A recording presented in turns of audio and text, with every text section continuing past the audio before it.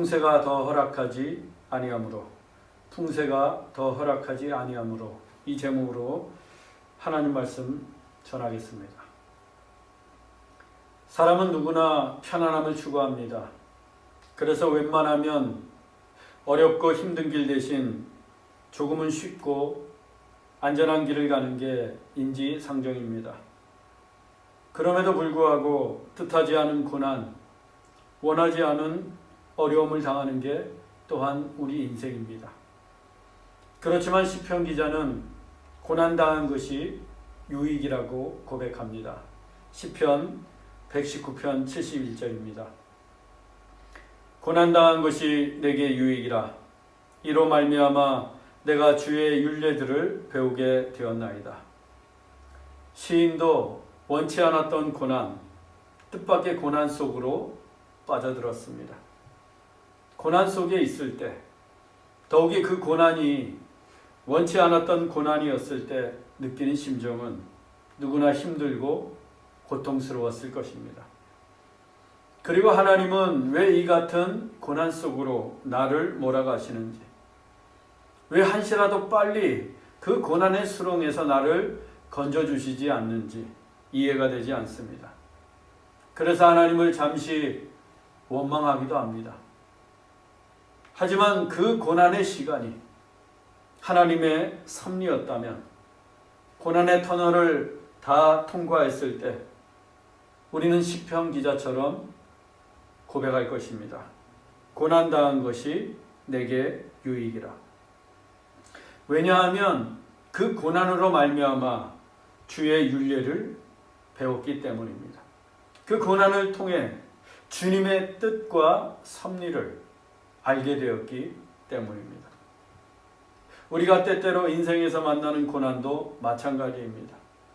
특히 하나님의 섭리 가운데 있는 고난이라면 더더욱 그렇습니다. 그런데 우리 인생은 단 한순간도 하나님의 섭리가 아닌 적이 없습니다. 그렇다면 내가 만나는 모든 고난도 하나님의 섭리 가운데 있는 것입니다. 그래서 우리는 믿음으로 그 고난의 터널을 통과해야 합니다.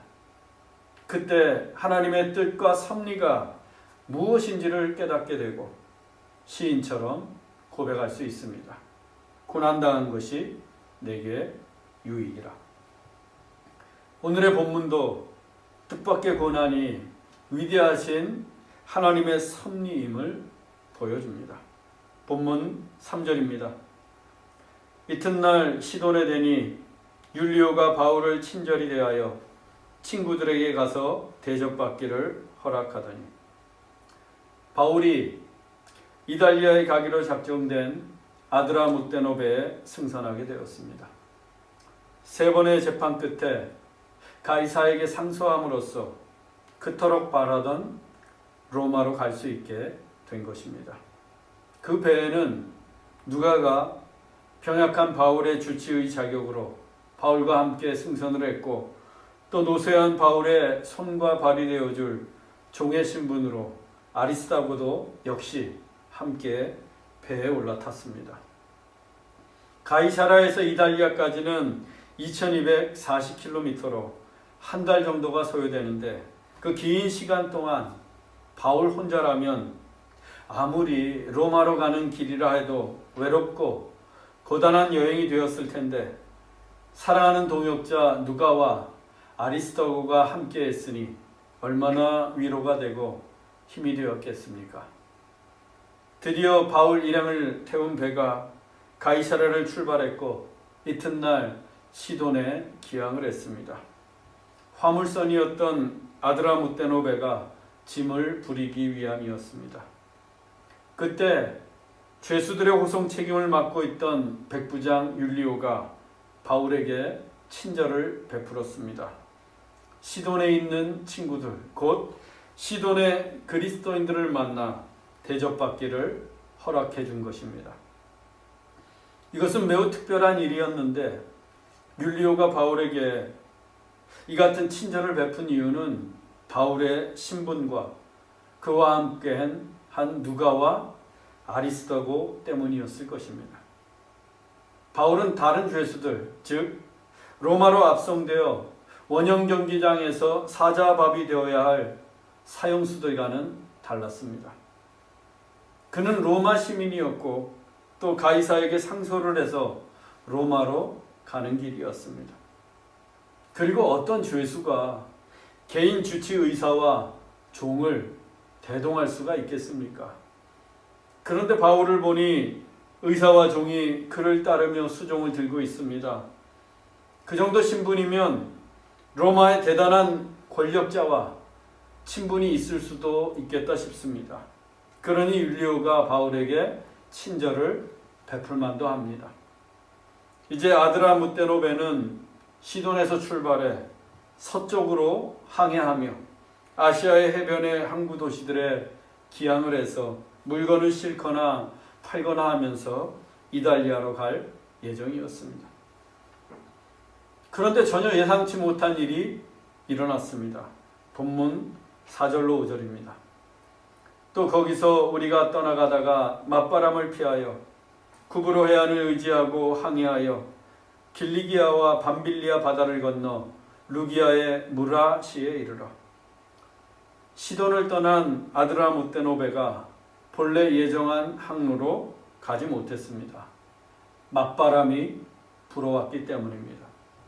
그 맞바람으로 인해 바울이 탄 배가 구브로 해안까지 밀려났습니다. 구브로 해안은 아시아 해변에서 남쪽으로 멀리 떨어진 바다 한가운데에 있는 구브로 섬 해안을 말합니다. 적어도 100km 이상 계획된 항로에서 벗어난 것입니다. 구브로 섬은 동서로 200km 길게 늘어선 모양을 하고 있는데 본문에서 구브로 해안을 의지했다는 것은 그 길게 늘어선 구브로 섬을 바람막이로 삼았다는 것입니다. 만일 구브로 섬이 없었다면 거센 맞바람으로 인해 아드라무떼노베는 한없이 남쪽으로 밀려났을 수도 있습니다. 그렇게 바울이 탄 배가 구브로 해안을 의지하고 항해하면서 겨우 무라에 도착할 수 있었습니다.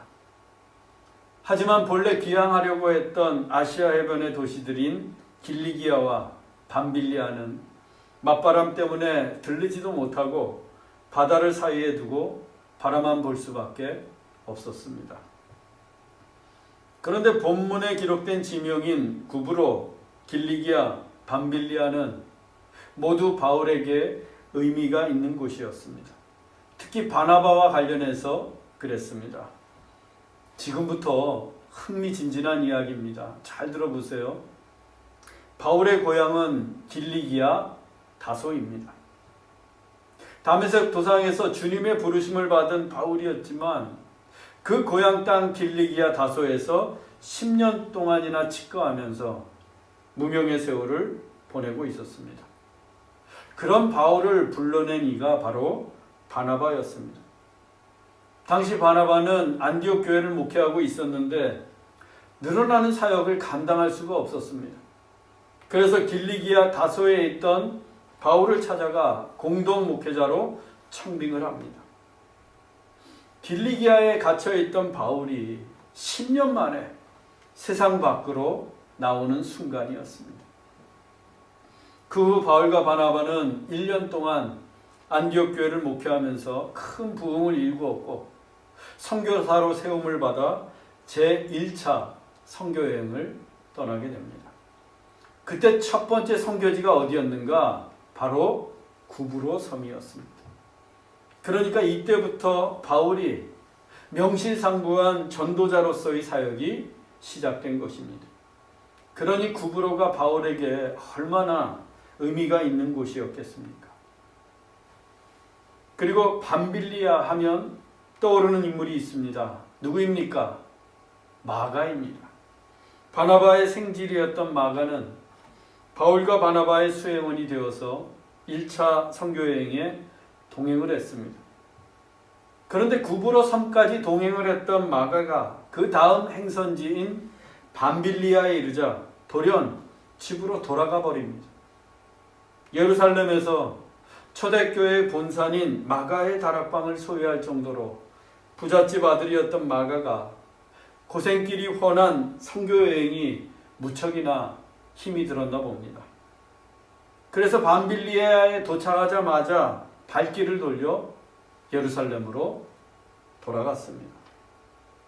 그들은 이제 막 선교여행을 시작했습니다. 아직도 갈 곳이 많이 남아 있습니다. 결국 바울과 바나바는 수행원 없이 힘들고 긴 선교여행을 해야만 합니다. 그러니 밤빌리아가 바울에게는 얼마나 나쁜 기억으로 남아 있었겠습니까? 얼마 후 바울은 바나바와 2차 선교여행을 떠나게 되었는데 바나바가 다시 마가를 데려가길 원했습니다. 하지만 바울은 밤빌리아에서 무책임하게 떠나버린 마가를 또다시 데려갈 수 없었습니다. 그 때문에 바울과 바나바는 심히 다투었고 피차 갈라서서 바나바는 마가를 데리고 구브로 섬으로, 바울은 실라를 데리고 갈라디아와 아시아 지역으로 각각 2차 선교여행을 떠나게 되었던 것입니다. 다 젊었던 시절의 이야기입니다. 이제는 늙고 노쇠한 바울이 거센 밭바람에 밀려난 아드라무테노 배전에서 구브로, 킬리기아, 밤빌리아를 바라보며 깊은 회상에 잠겼을 것이 뻔합니다. 그래도 고향 땅에서 칩거하고 있던 자신을 불러준 바나바였는데 그에게 한없이 미안하기도 하고 그립기도 했을 것입니다. 그리고 하나님의 기막힌 섭리에 다시 한번 감탄했을 것입니다. 그때 바나바와 갈라선 후에 떠난 2차 선교여행은 놀랍도록 기가 막힌 하나님의 섭리가 있었기 때문입니다.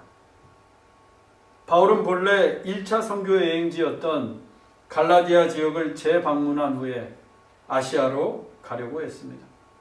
하지만 성령께서 2번씩이나 아시아로 가기를 허락하지 않으셨어요. 그래서 하는 수 없이 간 곳이 드로아였는데 그 드로아에서 평생의 동역자인 누가를 만나게 됩니다. 지금 배에 함께 탄 바로 그 의사 누가입니다. 또 드로아에서 그 유명한 마게도냐 환상을 보게 되었고 누가와 함께 마게도냐의 첫 성인 빌립보로 건너가게 되었습니다. 빌립보는 바울의 선교 계획에 없는 유럽의 도시였습니다. 바울은 아시아로 가려고 했지 유럽은 꿈도 꾸지 않았습니다. 그런데 성령께서 바울의 발걸음을 유럽으로 인도하셨던 것입니다. 이후 바울은 빌립보를 시작으로 해서 데살로니가, 베레아, 아덴을 거쳐 고린도에 이르게 됩니다. 그 과정 속에서 얻은 동역자들이 자색 옷감 장사 루디아, 데살로니가 사람 아리스타고, 지금 아드라무테노베에 바울과 승선한 그 아리스타고입니다. 또 천막 제조업자 부부 브리스길라와 아굴라, 회당장 그리스도와 소스테네, 여제자 베베 등 이로 헤아릴 수 없이 많았습니다. 그리고 그 유럽 땅에 빌립보 교회, 데살로니가 교회, 고린도 교회 등이 세워졌고 그 교회들에게 보낸 바울의 편지가 빌립보서, 데살로니가 전후서, 고린도 전후서 등인데 하나님의 말씀인 신약 성경이 되었습니다. 이 일들만 해도 하나님의 섭리가 신비롭고 놀랍기만 한데 바울이 그때 고린도에 1년 6개월을 머물면서 새로운 비전을 품게 됩니다. 바로 제국의 심장 로마를 품었습니다. 그래서 바울이 3차 선교여행 중에 다시 고린도를 방문했을 때에는 로마도 보아야 하리라 라고 선언을 하고 로마 교회에 편지를 써보냈는데 그 편지가 바로 복음의 진수를 담고 있는 로마서입니다. 이 모든 일들은 애시당초 바울의 선교 계획에는 없는 일들이었습니다. 성령께서 바울을 주도하시고 인도하신 놀라운 섭리의 결과들입니다. 그런데 그 섭리의 출발점이 어디였는가? 바로 밤빌리아에서 무책임하게 돌아간 마가였던 것입니다. 구브로 해안을 의지하며 밤빌리아 바다를 바라보는 바울, 그는 누구보다 마가 생각이 간절했을 것입니다. 그래서인지 바울은 로마에 도착하자마자 마가를 로마로 불렀습니다. 바울의 부름을 받은 마가도 즉시 로마로 향했고 바울과 함께 로마 감옥에 갇혔습니다. 그리고 다시는 바울 곁을 떠나지 않았고 바울이 참수형을 당할 때까지 마가는 바울 곁을 지켰습니다. 이처럼 바울의 깊은 회상과 앞날을 가능케 할 정도라면 아드라 못대를 떠는 배를 향해 불어오는 그 맞바람은 결코 우연히 불어온 바람이 아니었습니다. 하나님의 섭리가 분명합니다. 이어지는 본문을 보면 더욱 그렇습니다. 본문 6절로 8절입니다. 거기서 백부장이 이달리아로 가려 하는 알렉산드리아 배를 만나 우리를 오르게 하니 배가 더디가 여러 날 만에 간신히 니도 맞은편에 이르러 풍세가 더 허락하지 아니하므로 살몬의 앞을 지나 그레데 해안을 바람막이로 항해하여 간신히 그 연안을 지나 미양이라는 곳에 이르니, 본문에서 거기는 무라입니다. 이달리아로 가기 위해서는 무라에서 다른 배로 갈아타야 합니다. 그 배가 애굽의 알렉산드리아에서 출항한 알렉산드리아 배였습니다. 애굽의 알렉산드리아는 당시에 세계적인 곡창지대였는데 선박을 이용해서 로마에 정기적으로 곡물을 수송했습니다. 알렉산드리아 배도 그중 하나였습니다. 사도행전 27장 37절에 의하면 바울과 함께 승선한 이들이 모두 276명이었고 또 곡물을 가득 실은 것으로 보아 알렉산드리아 배의 규모는 상당히 컸을 것입니다. 그 정도의 대형 선박이라면 지중해 바다를 빠르게 가로질러서 이달리아로 가는데 아무런 문제가 없었습니다. 그런데 어떻습니까? 배가 더디가 여러 날 만에 간신히 니도 맞은편에 이르러 무라를 출발한 알렉산드리아 배가 니도를 향해 갔습니다. 니도는 무라 서쪽 방향에 위치해 있었는데 그 니도를 지나 서쪽으로 계속 항해를 하면 고린도를 거쳐서 이달리아에 이르게 됩니다. 그 길이 로마로 가는 가장 빠른 길이었습니다. 그런데 무라를 떠난 알렉산드리아 배는 더디 갔고 여러 날 만에 간신히 니도 맞은편에 이르렀습니다. 우리말 여러 날로 번역된 헬러 히카노스는 many days, 많은 날들을 뜻합니다. 보통 10일에서 15일 정도의 날수를 말합니다. 무라에서 니도까지는 약 270km로 3일이면 충분한 백길이었습니다. 그런데 여러 날, 많은 날들이 걸렸습니다. 히카노스, 최소 10일 이상이 걸렸습니다. 알렉산드리아 배를 향해 불어오는 강한 바람 때문이었습니다. 그런데 문제는 그 배가 더 이상 서쪽으로 갈 수 없게 되었습니다. 풍세가 더 허락하지 않았기 때문입니다. 풍세, 바람의 세기가 얼마나 강했던지 그 큰 알렉산드리아 배가 서쪽으로 한 치 앞도 나아가지 못했습니다. 그래서 이번에도 배가 살몬의 앞까지 밀렸습니다. 살몬에는 그레데 섬에 있는 항구입니다. 살몬의 앞까지 밀린 배는 그 그레데 섬 해안을 바람막이로 삼아서 간신히 미양이라는 곳에 이를 수 있었습니다. 이 그레데는 니도에서 서쪽에 있는 섬이 아니었습니다. 니도에서 남쪽 바다로 한참을 내려가야 만날 수 있는 섬이었습니다. 서쪽으로 가야 이달리아로 갈 수 있는데 바울이 탄 배는 이달리아에서 점점 더 멀어지고 있었습니다. 풍세가 더 허락하지 않았기 때문에. 그런데 계절마저도 바울의 항해를 가로막았습니다. 본문 9절로 10절입니다. 여러 날이 걸려 금식하는 절기가 이미 지났으므로 항해하기가 위태한지라 바울이 그들을 권하여 말하되 여러분이여 내가 보니 이번 항해가 화물과 배만 아니라 우리 생명에도 타격과 많은 손해를 끼치리라 하되 알렉산드리아 배가 그레데 섬 미항에 들어선 지도 여러 날 히카노스 많은 날들이 지나서 금식하는 절기도 이미 지나게 되었습니다. 이 금식하는 절기는 유대인들의 대속죄일로 10월 중에 있습니다. 10월.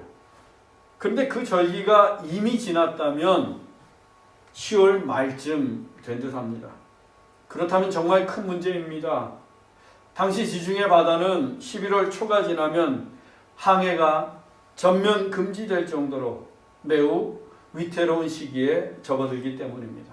그래서 바울이 말렸던 거예요. 그동안 온 지중해 세계를 누비고 다녔던 바울은 누구보다 지중해 바다의 풍세에 대해 혼했기 때문입니다. 하지만 백부장은 바울보다는 선장과 선주의 말을 더 믿었습니다. 본문 11절로 12절입니다. 백부장이 선장과 선주의 말을 바울의 말보다 더 믿더라. 그 항구가 겨울을 지내기에 불편하므로 거기서 떠나 아무쪼록 베닉스에 가서 겨울을 지내자 하는 자가 더 많으니 선장과 선주는 어차피 그레데 섬에서 겨울을 나야 한다면 작은 항구였던 미항에서 불편하게 지내기보다는 규모가 큰 베닉스로 가는 게 낫다고 생각했습니다. 이 미항에서 베닉스까지는 64km로 반나절이면 충분했기 때문입니다. 백부장의 결정으로 알렉산드리아 배는 돛을 올리고 베닉스로 향했습니다. 그런데 그 배가 어떻게 됩니까? 다음 주에 살펴보겠지만 순풍으로 불던 바람이 갑자기 유라굴로 광풍으로 돌변하게 됩니다. 배는 순식간에 방향을 잃었고 통제 불능 상태에 빠지게 되었습니다. 선장과 선주는 아무것도 할 수가 없었고 광풍이 휘몰아치는 대로 배는 표류하게 됩니다. 장장 14일 동안이나. 그러다 한 섬에 걸리게 되었는데 그 섬이 바로 멜리데 섬이었습니다. 오늘날 몰타 섬으로 불리는 멜리데 섬은 이탈리아 반도 남쪽 먼 바다에 있는 섬이었습니다. 도대체 왜 이러는 것입니까? 왜 바울이 탄 배가 이 지경이 되었습니까? 처음에는 아드라무테노 배를 타고 시돈에서 출발했을 때 맞바람이 불어서 국으로 섬까지 밀려났다가 간신히 무라에 도착해서 대형 선박인 알렉산드리아 배로 갈아탔는데도 3일이면 갈 수 있는 뱃길을 10일 이상이 걸려 니도까지 더디 가지를 않나. 그 다음에는 아예 풍세가 더 허락하지를 않아서 더 남쪽인 그레데 섬까지 밀려났는데 이번에는 그냥 바람이 아니라 유라굴로 광풍이 불어서 14일 동안 망망대해에서 표류하다가 멜리데 섬에 좌초하게 되었습니다. 바울을 로마로 보내신 분은 하나님이시지 않습니까? 그래서 갈 수도 없는 로마 길을 갈 수 있도록 인도하신 분이 하나님이시잖아요. 그렇다면 바울이 탄 배가 순풍이 불어서 하루라도 빨리 로마에 도착해야 하지 않겠습니까? 그런데 왜 이리도 가는 곳마다 바람이 바울이 타고 가는 배를 막는 것입니까? 왜? 대체 그 이유가 무엇입니까? 사도행전 28장 7절에서 9절입니다. 이 섬에서 가장 높은 사람 보볼리오의 부친이 열병과 이질에 걸려 누워있거늘 바울이 들어가서 기도하고 그에게 안수하여 낫게 하며 이러므로 섬 가운데 다른 병든 사람들이 와서 고침을 받고, 바울이 좌초에서 들어간 멜리데 섬의 추장은 보블리오였습니다. 마침 그의 부친이 열병과 이질에 걸려 누워 있었는데 바울이 그에게 기도하고 안수해서 병이 나았습니다. 그 소문이 퍼졌는지 그 섬에 병든 사람들이 다 바울에게 몰려들었고 바울이 한 사람 한 사람 안수하고 기도해 주었습니다. 그래서 그 멜리데 섬의 병든 사람들이 다 고침을 받았습니다. 바로 이것입니다. 하나님께서 맞바람을 통해, 풍세를 통해, 유라굴로 광풍을 통해 바울을 멜리데 섬으로 인도하신 섭리가 여기에 있습니다. 바울을 향하신 하나님의 뜻은 제국의 심장 로마에만 있지 않았던 것입니다. 아무도 눈여겨보지 않았던 남쪽 먼 바다의 섬 멜리데에도 하나님의 뜻과 섭리가 있었습니다. 그 멜리데 섬의 병자들을 고쳐주시고 그 섬나라에도 예수 그리스도의 복음이 전해지게 하시고 그들을 구원하시려는 하나님의 깊은 섭리가 있었던 것입니다. 멜리데 섬, 즉 몰타 섬의 전승에 따르면 바울이 그 섬에 머무는 동안 기독교가 시작되었고 교회가 세워졌으며 지금까지도 복음의 열매가 맺고 있습니다. 18세기에 바울의 로마행을 일일이 추적했던 제임스 스미스란 사람이 멜리데 섬을 방문한 적이 있었습니다. 그때 그곳의 사람들은 1800년이 지난 그때에도 사도 바울을 기억하고 있었고 바울이 탔던 배가 난파당했던 지점을 정확하게 알고 있었다고 합니다. 그리고 그 섬 한가운데에는 보블리오 기념교회가 세워져 있었습니다. 지금도 매년 2월 10일이 되면 멜리데 섬에서 가장 큰 축제가 벌어지는데 그 축제의 이름이 The Feast of Saint Paul's Shipwreck, 성 바울의 난파선 축제입니다. 참으로 신묘막측하신 하나님의 섭리이지 않습니까? 만일 시돈에서 맞바람이 불지 않았다면, 혹은 니도에서 풍세가 허락되었다면, 아니면 유라굴로 광풍이 불지 않았다면 이 일들은 불가능했습니다. 세 가지 바람이 모두 불어야만 가능한 일이었습니다. 하나님께서 그 먼 남쪽 섬나라 사람들을 구원하시기 위해 바람들을 통해 초자연적으로 섭리하신 결과입니다. 바람들 때문에 바울이 당해야 했던 고난은 유익 중에 유익이었던 것입니다. 사랑하는 형제자매 여러분, 우리 인생에도 맞바람이 불어서 계속해서 밀려날 때가 있습니다. 풍세가 더 허락하지 않아서 앞으로 한 발자국도 나가지 못할 때도 있습니다. 때로는 유라굴로 광풍이 휘몰아치면서 내가 탄 배가 길을 잃고 파손할 때도 있습니다. 그러나 여러분, 그것이 실패한 인생이 결코 아닙니다. 그 고난 속에서 하나님의 놀라운 섭리가 있음을 믿으십시오. 그 하나님의 섭리를 발견하게 될 때 우리도 고난이 내게는 유익이라고 고백하게 될 것입니다. 우리 모두 오늘도 신비로운 하나님의 섭리를 발견하며 고난이 유익이 되는 기적 같은 일들을 체험할 수 있기를 주 예수 그리스도의 이름으로 축원합니다. 기도하겠습니다. 사랑의 하나님, 때때로 우리 인생이 기대하지 않고 원하지 않은 맞바람 때문에 고난에 빠질 때가 있습니다. 또 내가 세운 계획들이 풍세가 더 허락하지 않아 뒤로 자꾸만 밀려날 때도 있습니다.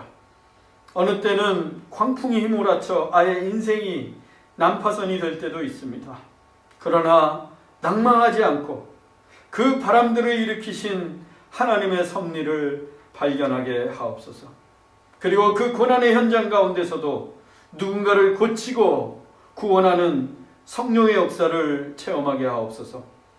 그래서 우리가 당한 고난이 참으로 큰 은혜요 유익이 되게 하옵소서. 오늘도 성령의 바람으로 우리를 섭리해 가시는 예수 그리스도의 이름으로 기도하옵나이다. 아멘.